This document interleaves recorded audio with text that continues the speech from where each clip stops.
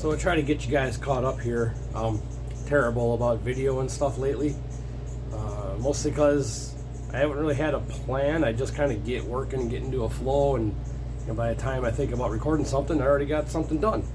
But that's just from not filming stuff and consistently for so long. So I'll try to get back in the swing of doing that, more of the filming maybe how I'm making something or in the process of making something. But as you can tell, I was sick for 2 weeks, so I'm finally back out in the garage working on this thing. About 4 hours worth of work has turned into about 12 because I've been slow going. So if you hear me cough in the video, I'm sorry. It gets annoying. I'm feeling better. It's just I have a very dry throat right now. But anyway, I'm gonna get you caught up on what's going on here. The last video you saw, I had the rear lower mounts for the busa motor all figured out, welded up. So the back two motor mounts were done. So that was kind of my anchor point for where I wanted the motor to sit.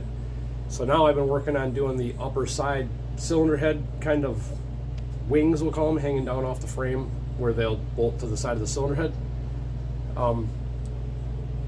I kind of tied everything in pretty cool, I think, and I'll show you what's going on and kind of give you a little breakdown of how I'm going about doing this thing. I have done zero research on other people that have done this because I don't care. I don't care who else has done it and how they did it. I fab shit all day, every day for a living, doing a motor swap like this and making mounts and something fit. It's just kind of the stuff I do. It's kind of have a little bit of a kind of common sense brain on how things work structurally and how to support stuff. And I won't get into that, but I did it my way, what I thought was going to be the cleanest, most structurally sound way to do this. And like I said before, once all said and done, I want it to look pretty factory. I mean, you can only do so much with like what looks like a billet slug of aluminum hanging off for a motor mount. I was going to window that and make it look all fancy and kind of try to contour it like a factory one, but it doesn't need to be. So yeah, I'll show you what I got going on. Did you know you can Amazon aluminum? I got tired of digging through the scrap to find what I needed to make parts, so I just Amazoned some aluminum overnight. Didn't even have to leave the house. I did that while wearing pajamas. So right now, last time you saw it, the fairing was off, front end was all covered with a moving blanket just to protect stuff from grinding dust and weld smoke and all that. But I got the side fairing on because when I cut all of the old factory stuff off the frame where the factory mounts would hang down and catch the side of the cylinder head and all that stuff, that all was gone. So what you're left with is basically just just a flat frame spar. You can see where the factory stuff would have been hanging down in this area. Caught a bolt here for cylinder head. This side's not done yet, but that's kind of good because I can show you a little more about what the other side looked like before it's to the point where it's at. So anyway, that's what this would have looked like. It would have just been just the raw frame spar running through here, and then the motor mount now is tied up into the frame pocket where I cut it out for the cylinder head notch, and then comes down through here, made a fairing mount here, and then obviously we got a motor mount bolt here. This is all reinforced, so this is actually where that bolt goes through. If I can get in there and show you. Up in there. It's 7/8 of an inch thick, so it's it's a good chunk of material there. These plates, because of the space provided between the inside of this frame pocket and the side of the motor mounts I'm using, I used a 1/4 inch plate. It's got a doubler on the other side, on the inside. It's backed up with a piece of 1/8 inch plate, and then obviously reinforced these with 1/4 inch slugs on both sides. And then the motor, like factory, pulls to this side of the bike and goes flush against this motor mount, the motor mount here and the motor mount down here. It flushes solid up against both of them with those, basically we'll call them jack screws that are on that side, these guys down in here. So it shoves the motor that way, so when it gets shoved over, it's got the 3 points of contact that it hits flush at the same time. So it's all tied together, so nothing's being flexed or forced into position. This bolt on the other side will be like the factory style slip adjustable, where a bolt will pull a shouldered washer over tight to the motor, and then it'll pinch down on it to hold everything tight that way. Similar to these, we'll call them jack screws, just because they kind of jack the motor over. But yeah, so it's kind of how this is all going to tie together. But sorry, I'm breathing heavy because I'm winded. I got no lung capacity right now. But if you look, this is how the frame is notched out to clear the motor. The motor has to actually recess into the frame about 3/8 of an inch. And this side was the same way. It's all boxed in right now. But that'll help me kind of explain what I did here. So if you look in here, these spars are extruded aluminum. And there's basically 2 ribs inside here. 3 pockets, 2 ribs. See them in there? So these frame spars, they're only about 100 thou thick material, and that rib is only about 100 thou. What I did when I did that notch is I took material away all the way to the point of where those ribs are still sticking out 3/8 of an inch from the outside surface. So what I did on this side is, in those open cavities, there's 3 open cavities, I took 3/8 thick piece of material, some solid 3/8 bars, and they're basically sleeved in there, welded around, welded to the rib. One in the middle, welded front and back, welded to the ribs. One in the bottom, welded front and back, welded to the ribs. So I faced out where those ribs are with 3/8 thick material, plus we still got our 100 thou thick outside wall. Then I went around on this side and boxed in, flushed out the opening so your fingers can't go in there. So basically you end up with just a recessed box in the frame. So that ties that all kind of back together. Now we still don't have a motor mount at that point, which comes to this little template here I made. So if you can envision, this would be this side. This was up in here like this. So I'll get the fairing off and show you exactly how I got this going here. But what it comes down to is, this has already been cut a second time because I used it for the initial template, and then I used it for the 1/8 inch backing piece. So this isn't quite the original shape. So you'd have to imagine there was, how would I have this? Would be like this. So you'd have to imagine there's ears hanging off of this. Sort of, I need a pointing stick. I need a pointing device. I'll use this Allen wrench. So if you could imagine this line, transpose it out and over, and same over here, get that out of the way, have a line come up here and over. So there's a step here and a step here. They've been cut off of this template because it was used a second time. But what happens is this, draw a line from these points here, those 2 points, connect them in a straight line. This area here is what's hanging below the frame. This whole area up in here, this top area, that's what's up in the frame pocket itself. And then, I gotta find a better way to hold this here. So it's kind of something like that. Now envision those ears, those tabs that were on here, they span where this notch is. The ears come down to here. So this whole piece comes through here and up to here, spans over to the front, spans the rear. So that whole gap of that notch gets basically trussed in with the new motor mount plate, and then it's fully welded into the pocket in the frame. So these pockets are basically reinforced like 3 times, and we're putting structure back into the frame by spanning that gap and then tying in basically how the factory motor mount would be. They're just more sort of inboard into the center of the frame. The factory material is nothing to be impressed with. Let me show you. This is all these factory mounts are. It's 100 thou thick cast aluminum. That's all that's on the bottom of the frame rail.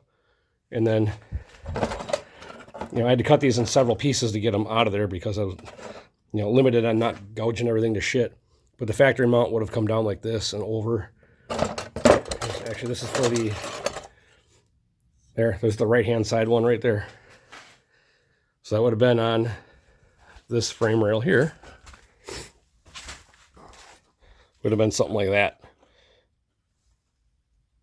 I think. Yeah, that's right. Would have been in there. And then the factory 1K would have had an extra bolt up in here somewhere where my thumb is.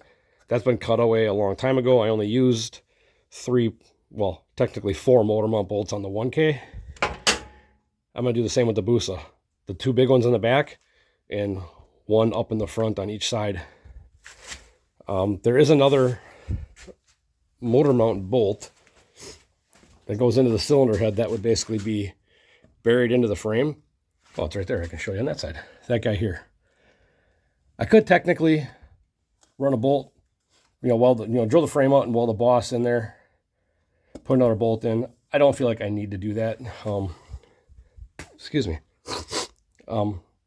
Just because of how I have the frame reinforced, how this thing actually sees forces, and how this is all kind of tied together, I feel like there's enough structural integrity going on that I don't need that 1 extra bolt in each side on the head. It's not like this thing's going down the freeway for the next 60,000 miles.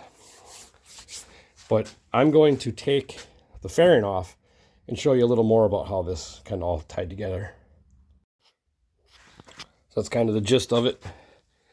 So you can see you got it welded all across here. Then this plate spans the gap, front and rear. I got the solenoid in the way, but you can see the piece has got a little, it's bent here, and it follows the curve of the frame.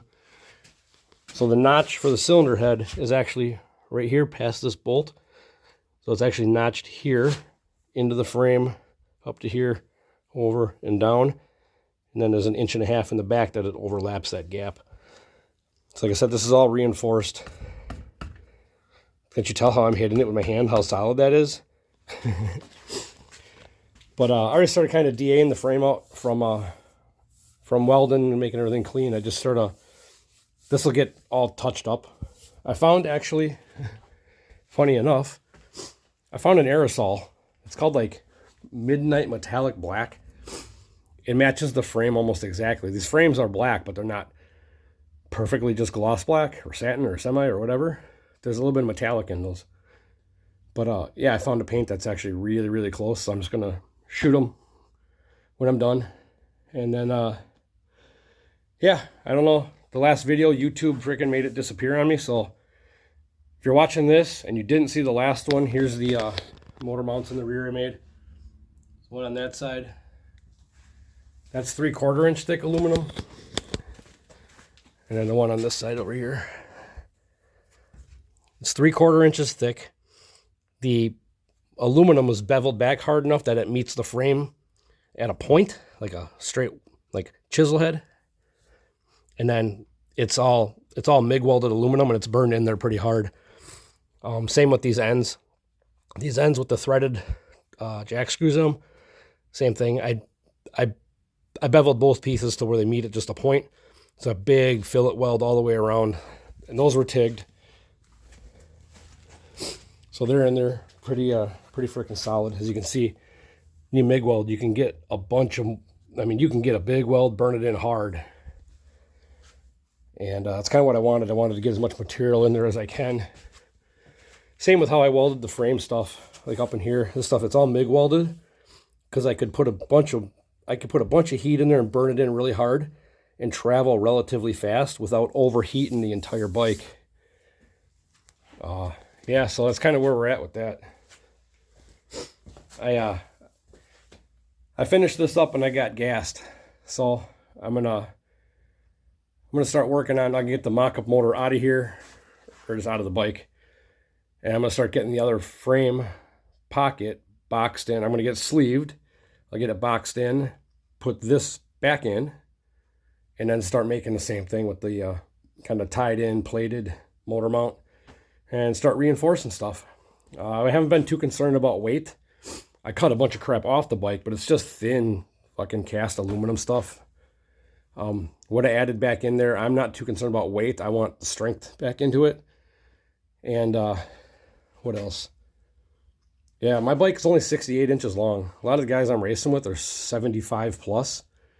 So this motor is from center line of the crank to center line of the axle. It's 1.5 inches shorter than the busa. So it's in the ballpark, but there is going to be more weight forward. I'm not worried about it. The bike's short. We're already making more power than we can use most of the time anyways. So if I got to go even shorter to keep the bike hooked up, whatever, I don't care, honestly. pretty go with the flow on this one. It's a fun project. Pardon me almost dying. Yeah. 2 weeks of that shit. So anyway, that's where we're at. Like I said, sorry this video wasn't more of me working, but honestly, it was a lot of me just sitting on that stool, making templates, just cutting stuff out, just whittling away, using the old little bandsaw I got here to cut the motor mounts out, and that tool's been invaluable. I know I just bought a plasma cutter, but even if I used the plasma, I would have had to, cut out the shape I want, then still go back with a grinder or flap wheel or something like that, and kind of just clean everything up, make it look nice. With that bandsaw, I could get almost right on the line that I made with the template, and just took a little bit of just deburn and clean up with the flap wheel, and I was already fitting stuff, so that helped the process go along a lot faster. But yeah, once I get working on stuff, it's hard to stop and film, but I think with the other side, having kind of a plan of attack, more of like I will say, having a system down, should be easier to film. I'll start, set the tripod up and just go at it or something. But yeah, so I've fit some other things. I'm going to reuse a lot of the 1000 stuff that I can. About the only thing I think I'm going to have to make for the turbo kit is I'm going to have to remake a header, and I don't want to do a side mount, but I might do some sort of hybrid inline offset turbo. I don't really want to do a side mount. We'll see. I'll get a like a weld up header kit coming or something. I just need a flange or something to start with. And then, yeah, I'm going to reuse the 1000 throttle bodies, 1000 plenum. I'm going to reuse the turbo I was using, my whole fuel system. This is as budget as you can imagine me doing it budget. I don't actually have a motor, a busa motor. This is a mock-up motor I borrowed. I don't have my own busa motor yet.